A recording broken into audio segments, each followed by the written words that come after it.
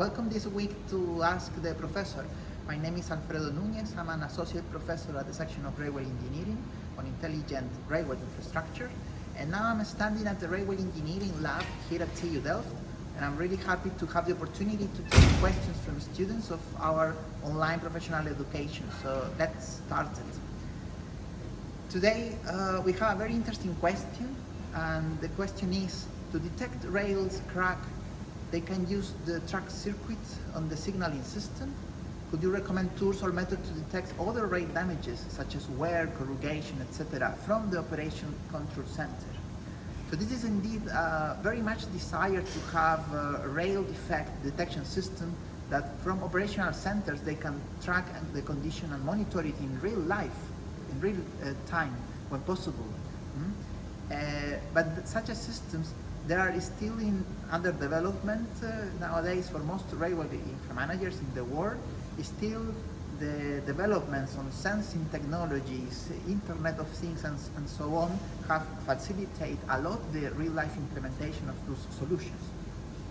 So, when thinking about a system that can be automatically detecting defects from far away from a control center or other offices, then here we first need to think about the deploy of the sensors. So either to include them in the track or maybe in vehicles, so that we can gather the information regarding the status of track, vibrations, displacement, via video images, etc. Because of the cost of sensor deployment, trackside measurements is more suited for those locations where the rail and the location is a special interest, so typically transition zones or switches and crossings. But then generally speaking, for monitoring track conditions over the whole network, we prefer to have sensors mounted on vehicles because they can have a much more strong coverage.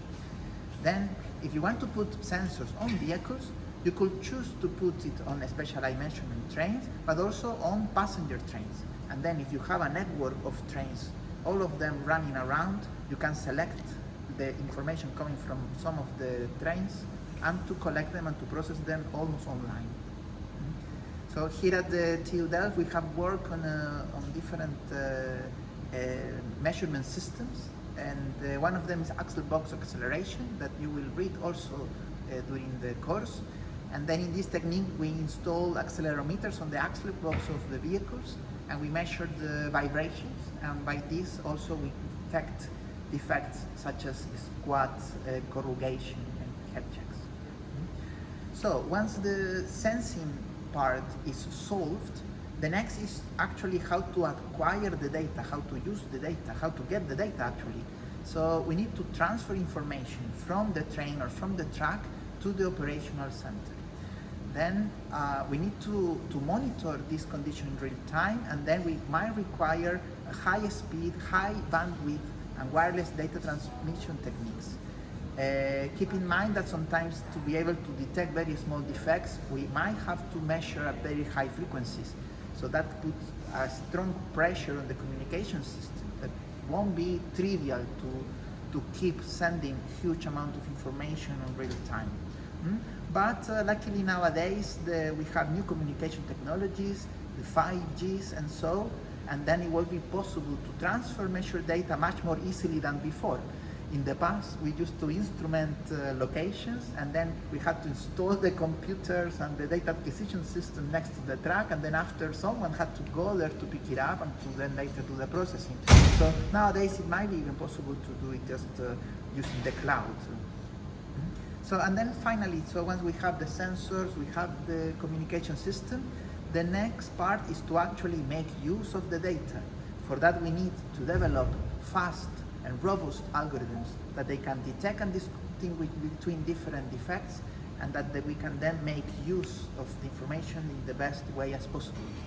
So first, in the case like for instance for the axle box acceleration measurements, we would first transfer the time domain signal into a frequency domain with the spectrum analysis. That is because we want to extract as much knowledge as possible from those defects. And then we could analyze the frequency features of the signal to explain the physics of the responses that we're observing, analyzing power, spectrum density, and so. And when we have all those features, then we can then create the methods and to define, okay, whether we have a defect or we have maybe just a healthy piece of track. So we've been using this example of Axel-Bock acceleration for detection of squats, corrugation, ball tightness in insulated regions, and there are also other techniques, video images techniques, ultrasounds, waves, and so that can also be used and to complement together all the track information monitoring system that we are conducting. So yeah, then I hope that with this answer, then I address partially at least the question that you have. And yeah, I wish you all the best, that you are enjoying the course, to learn much more about railway systems. And then I hope to see you around and to hear from you around, also maybe in the next videos. So see you.